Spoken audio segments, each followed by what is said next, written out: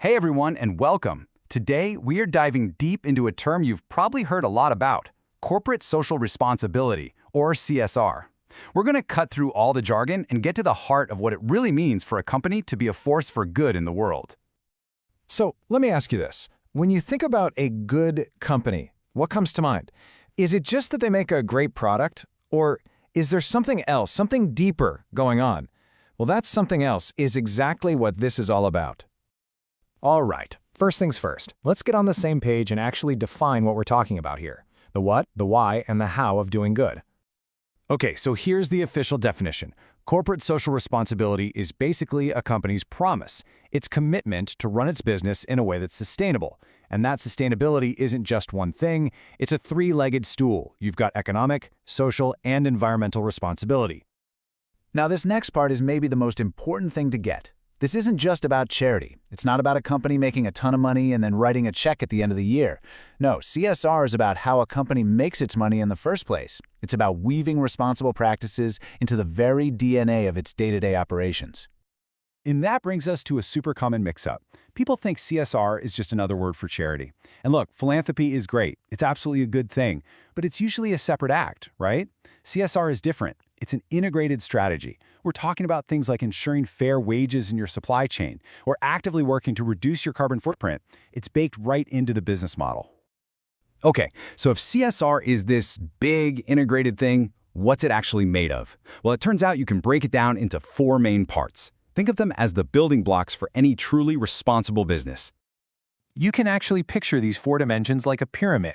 At the very bottom, the foundation, you have economic responsibility. I mean, let's be real. A company has to be profitable to survive, right? It can't do any good if it goes out of business. The next layer up is legal. This is the non-negotiable stuff. You gotta obey the law. Then we get to the ethical layer.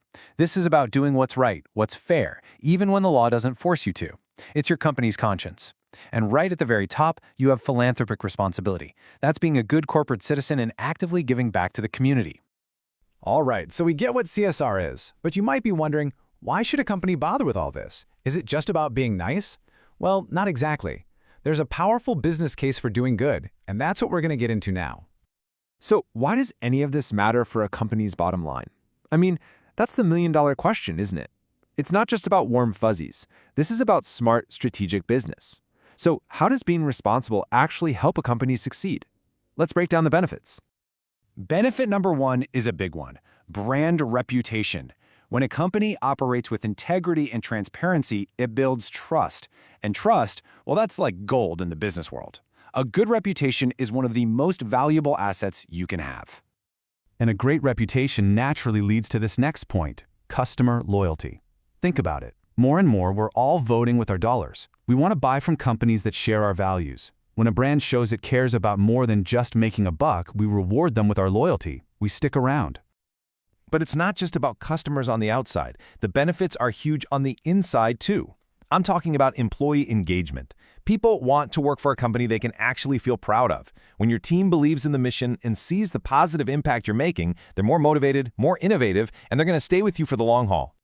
Okay, we've talked a lot about theory, which is great, but let's make this real. How does this actually look in practice? We're going to take a look at a massive global brand, Coca-Cola, to see how they put these ideas into action. So check this out. Coca-Cola is a beverage company, right? What's their number one ingredient? Water. So it makes perfect sense that one of their biggest CSR initiatives is water stewardship. See, this isn't just random charity. By funding community water programs, they are literally protecting the natural resource their entire business depends on. And look at their Women's Empowerment Initiative. They support female entrepreneurs, many of whom run the small shops that sell their drinks. So by helping them succeed, they're strengthening the very communities that make up their market. It is a total win-win. You know, at the end of the day, it really all boils down to this one powerful idea. CSR isn't just some side project or a slick marketing campaign. It has to be part of the very fabric of the business, influencing how all the big decisions get made. So I want to leave you with a question. Now that you know all this, what are you going to do with it? The next time you're about to buy something or maybe even look for a new job, take a second. Look past the cool product or the paycheck. Ask yourself, what does this company really stand for? Because now you know what to look for. And believe me, the choices you make have real power to shape the kind of world we live in.